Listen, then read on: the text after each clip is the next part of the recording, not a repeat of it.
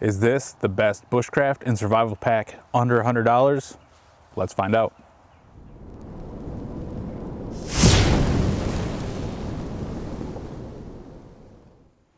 So welcome back to the channel, everyone. In today's episode, we will do our review of the Onetigris Wild Rocket.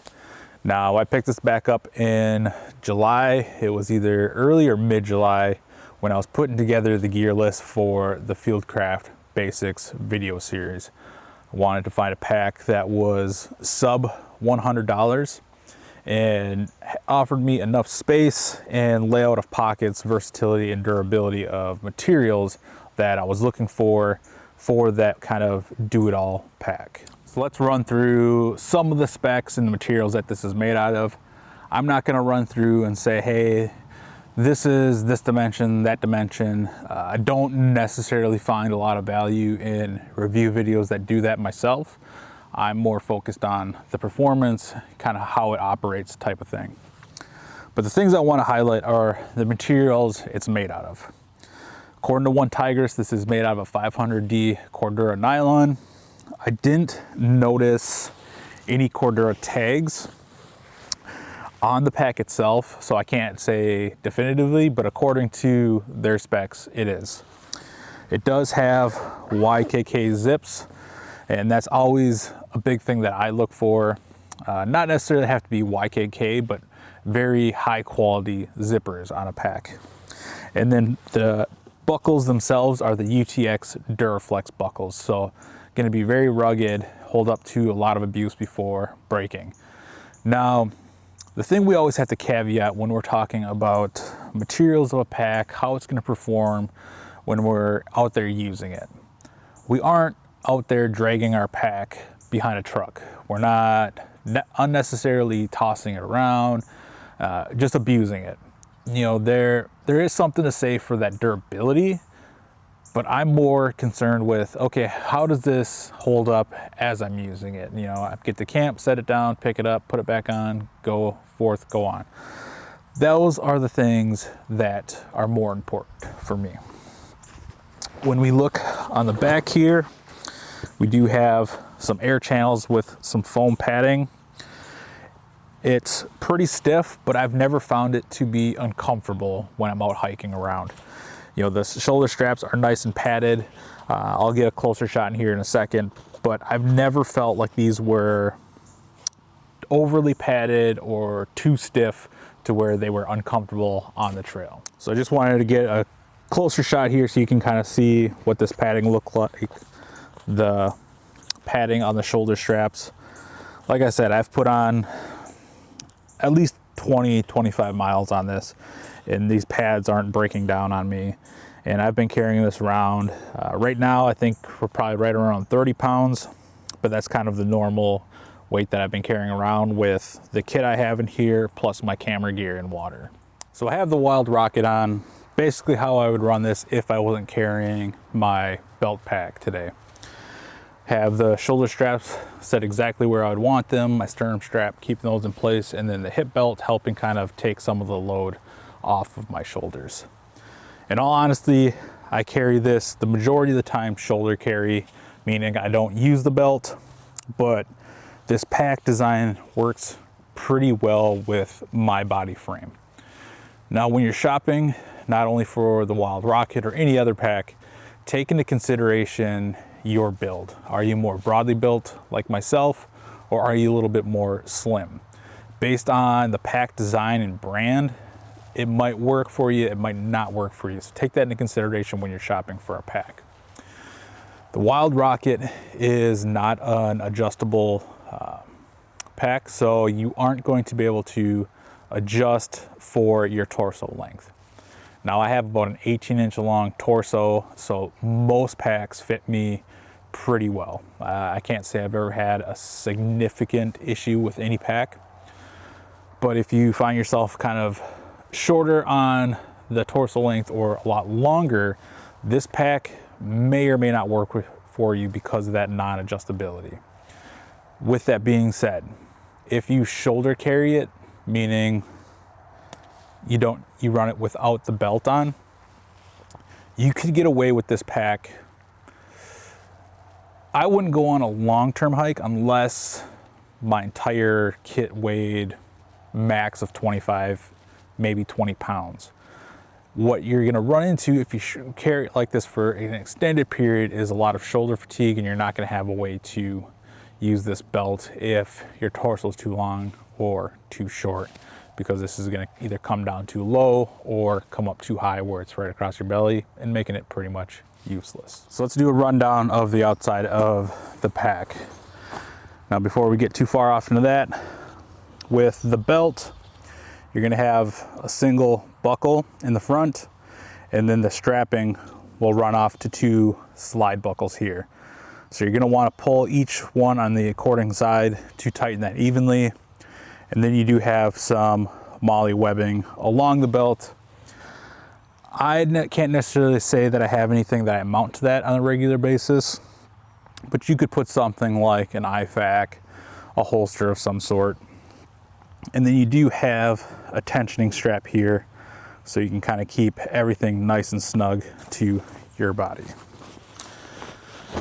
But let's get a rundown of the outside of the pack here, as I get some hairs out of the morale patch up top here. But you're gonna have 2 main pockets on the front and 2 bottle pockets on the side.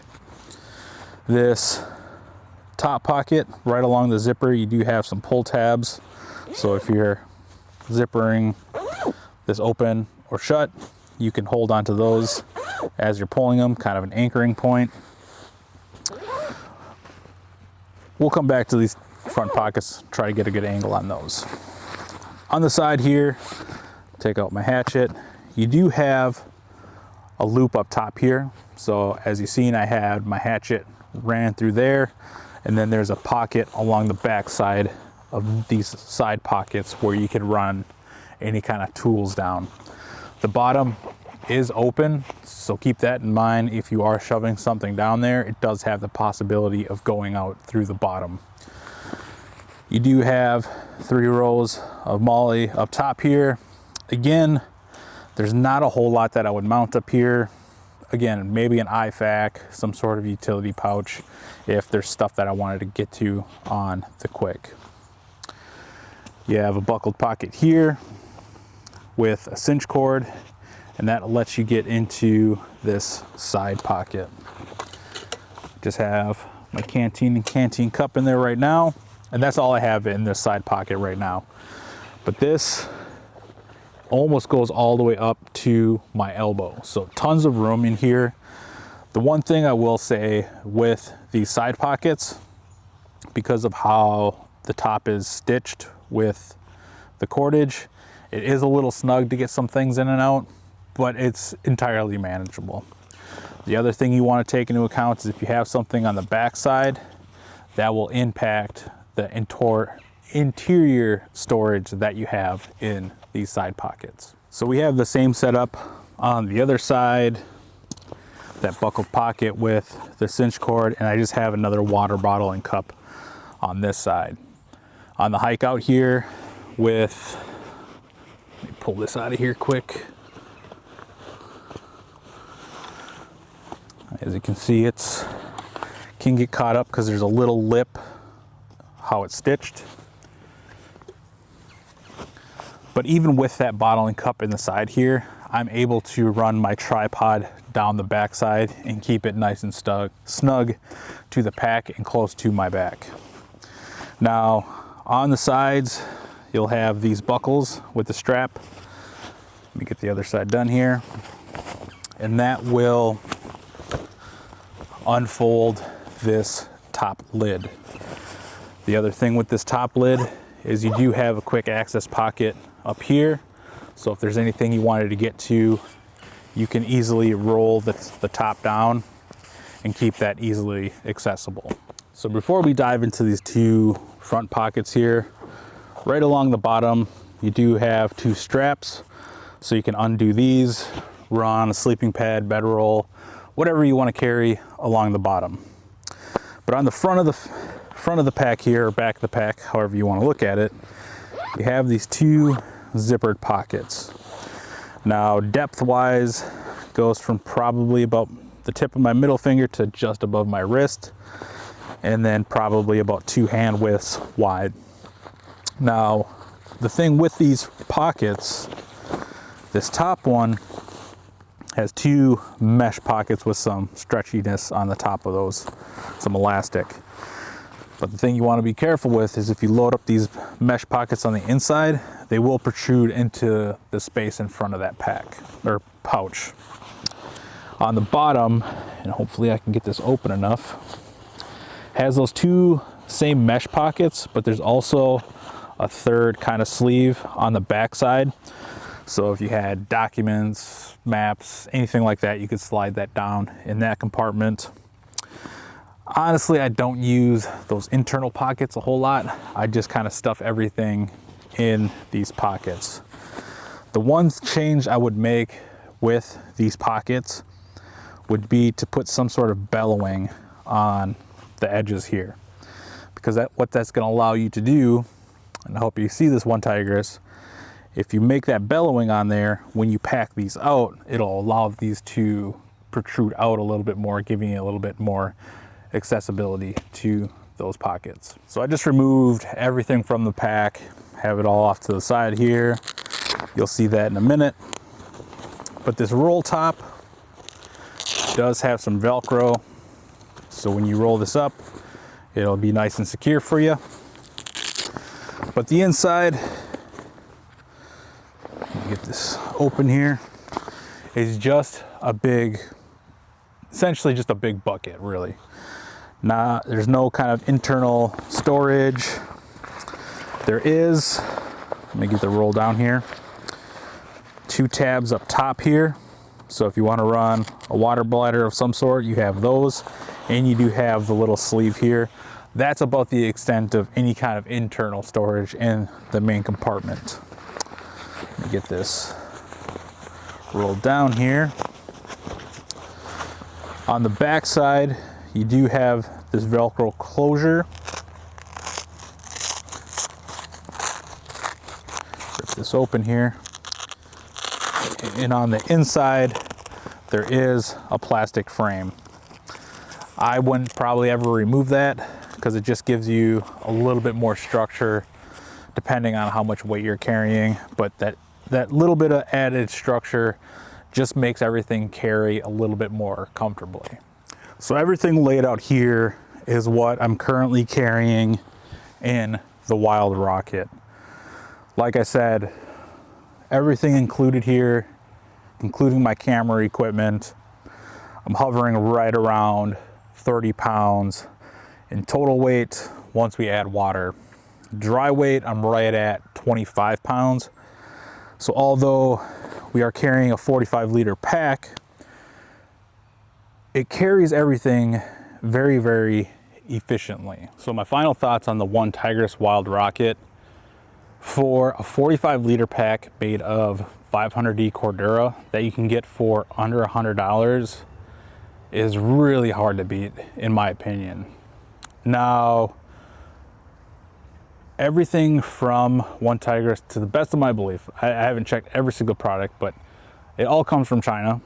So if that is a big significant determining factor for you, this might not be the pack for you. But everything that I've ever bought from Onetigris has been solid and performed very, very well. Now, like with any brand, you're gonna have the one-offs, but for the most part, I can't say that I've ever experienced a lot of issues with their gear. Now, the one issue that I ran into with the Wild Rocket is more so something you're gonna find on any pack that has this mesh over the padding, especially when it's what's gonna contact your skin, is it will have some pilling over time. It's not a big deal, that's to be expected, and it's not significant. It's down towards the bottom of the lumbar pad, so it's not a big difference to me.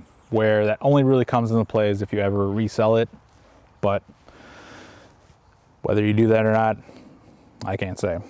But for I think when I bought this, it was 92 and some change. When I checked this morning, and it's October 11th when I'm shooting this, so you'll see this tomorrow, it was $79 and some change. So even at regular price of 92, whatever it was, I mean, that's a killer deal for a pack that's this big, that rises comfortably for less than $100. Now with my Fieldcraft Basic series, we're going from zero. So I wanted to find something that anybody can find, because if you shop around on secondhand markets, do military surplus and get gifts, obviously you can get higher quality gear or something that works a little bit better suited for you. But for someone just starting out, this is a killer pack. And for someone who's owned, I couldn't even give you an accurate number, at least 50 different packs over the last 10 years, I would be all right with using this for a while. And we will continue to use this for the next couple of videos in the Fieldcraft Basics series. So if you want to see more on that, go check out that series. But that's going to wrap it up for this review. Let me know in the comment section down below if you've ever used the Wild Rocket, what packs under $100, or any other packs that I should be checking out, or what Onetigris products do you like that you found perform the best for you in your circumstances. Let's comment down below, let's engage, let's learn from each other. Do me a favor of hit like, share, and subscribe. That gets more eyes on this community that we're building here. You're a part of this community, I'm part of this community, and we want to bring more people in here so we can grow together and learn together and become more prepared for the outdoors and life in general. I've been Paul with Adaptable Survival. Adapt your mind, your body, and your gear.